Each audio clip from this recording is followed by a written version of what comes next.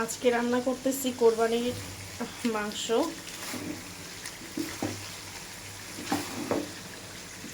আমাদের ঘরে শুধু বিল্লাল খায় গরুর মাংস, মানে আমরা দুজনই তো।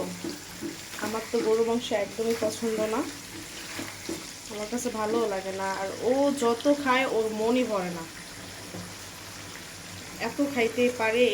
আর পেঁয়াজটা এখন দিব কষানোতে, তার কারণ হচ্ছে যদি আমি এই কষানোতে পেঁয়াজটা ব্যবহার করতাম তাহলে এই কষানোর সময় বারবার শুধু নিচ দিয়ে লেগে যেত। এজন্য আমি অনেকবার কষাই তো মাংস।